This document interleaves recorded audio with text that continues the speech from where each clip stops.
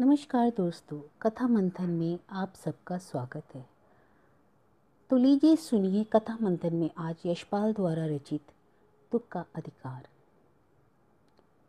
मनुष्य की पोशाकें उन्हें विभिन्न श्रेणियों में बांट देती है। प्रायः पोशाक ही समाज में मनुष्य का अधिकार और उसका दर्जा निश्चित करती है। वह हमारे लिए अनेक बंद दरवाजे खोल देती है, परंतु कभी ऐसी भी परिस्थिति आ जाती है कि हम जरा नीचे झुककर समाज की निचली श्रेणियों की अनुभूति को समझना चाहते हैं। उस समय ये पोशाकी बंधन और अड़चन भी बन जाती है। जैसे वायु की लहरें कटी हुई पतंग को सहसा भूमि पर गिरने जाने नहीं देती, उसी तरह खास परिस्थितियों में हमारी पोशाक हमें झुक कर सकने में रोके रहती है। बाजार में फुटपाथ पर कुछ खरबूजे डालियों में कुछ जमीन पर बिक्री के लिए रखे जान पड़ते थे। खरबूजों के समीप एक अधेड़ उम्र की औरत बैठी रो रही थी। खरबूजे बिक्री के लिए थे, परंतु उन्हें खरीदने के लिए कोई कैसे आगे बढ़ता। खरबूजों को बेचने वाली तो कपड़ों से मुंह छिपाए सिर को घुटनों पर रखे फफक फफक कर रो रही थी, और पड़ोस की दुकानों के तख्तों पर बैठे या बाजार में खड़े लोग घृणा से उस स्त्री के संबंध में बात कर रहे थे। उस स्त्री का रोना देखकर मन में एक व्यथा सी उठी, पर उसके रोने का कारण जानने का उपाय क्या था। फुटपाथ पर उसके समीप बैठ सकने से मेरी पोशाक ही व्यवधान बनकर खड़ी हो गई। एक आदमी ने घृणा से एक तरफ थूकते हुए कहा, क्या जमाना आ गया है, जवान लड़के को मरे अभी पूरा दिन नहीं बीता और यह बेहया दुकान लगा के बैठी है। दूसरे साहब अपनी दाढ़ी खुजाते हुए कह रहे थे, अरे जैसी नीयत होती है अल्लाह भी वैसी बरकत देता है। सामने के फुटपाथ पर खड़े एक आदमी ने दिया सिलाई की तीली से कान खुजाते हुए कहा, अरे इन लोगों का क्या है, ये कमीने लोग रोटी के टुकड़ों पर जान देते हैं। इनके लिए बेटा बेटी खसम लुगाई धर्म ईमान सब रोटी का टुकड़ा है। परचून की दुकान पर बैठे लाला जी ने कहा, अरे भाई उनके लिए मरे जिए का कोई मतलब ही ना हो, पर दूसरे का तो धर्म ईमान का तो ख्याल करना चाहिए ना भैया। जवान बेटे के मरने पर 13 दिन का सूतक होता है और यहाँ सड़क पर बाजार में आकर खरबूजे बेचने बैठ गई।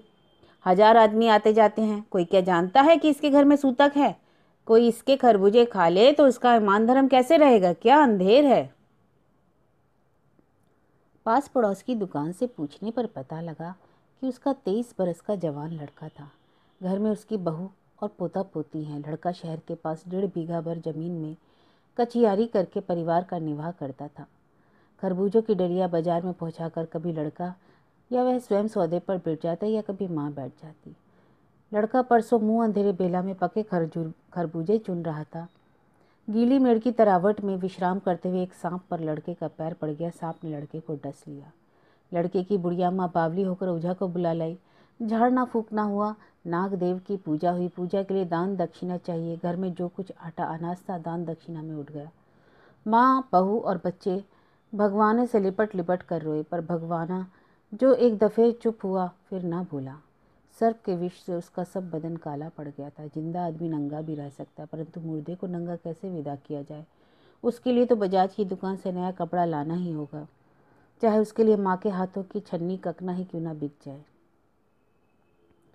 भगवाना परलोक चला गया। घर में जो कुछ चूनी भूसी भी थी उसे विदा करने में चली गई। बाप नहीं रहा तो क्या, लड़के सुबह उठते ही भूख से बिलबिलाने लगे। दादी ने उन्हें खाने के लिए खरबूजे दे दिए, लेकिन बहू को क्या देती। बहू का बदन तो बुखार से तवे की तरह तप रहा था। अब बेटे के बिना बुढ़िया को दुअन्नी चौन्नी भी कौन उधार देता। बुढ़िया रोते रोते और आंख पहुँचते पहुँचते भगवाना के बटोरे हुए खरबूजे डलिया में समेट कर बाजार की ओर चली गई, और चारा भी क्या था। बुढ़िया खरबूजे बेचने का साहस करके आई थी, परंतु सिर पर चादर लपेटे सिर को घुटने में पर टिकाए फफक फफक कर रो रही थी। कल जिसका बेटा चल बसा, आज वह बाजार में सौदा बेचने चली। हाय रे पत्थर दिल। उस पुत्र वियोगिनी के दुख का अंदाज़ा लगाने के लिए पिछले साल अपने पड़ोस में पुत्र की मृत्यु से दुखी माता की बात सोचने लगा। वह संभ्रांत महिला पुत्र की मृत्यु के बाद 2.5 मास तक पलंग से न उठ सकी थी। उन्हें 15-15 मिनट बाद पुत्र वियोग से मूर्छा आ जाती थी, और मूर्छा न आने की अवस्था में आंखों से आंसू ना रुक सकते थे। 2-2 डॉक्टर हर दम सिरहाने बैठे रहते, हर दम सिर्फ पर बर्फ रखी जाती थी। शहर भर के लोग मन उस सुपुत्र के पुत्र शोक से द्रवित हो रहे थे। जब मन को सूझ का रास्ता नहीं मिलता तो बेचैनी से कदम तेज हो जाते हैं। उसी हालत में नाक ऊपर उठाए राह में चलते ठोकरे खाता मैं चला जा रहा था और सोच रहा था, शोक करने या गम मनाने के लिए भी सहूलियत चाहिए, और दुखी होने का अधिकार एक अधिकार होता है। क्या दुख होने का अधिकार सभी को नहीं है? पर क्या करें, दुखी रहने के लिए भी तो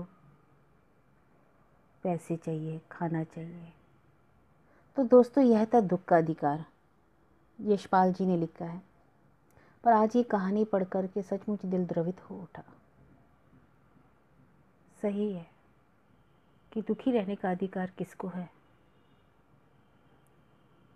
क्योंकि दुख भी तो तभी मनाया जा सकता है जब पेट भरा हो।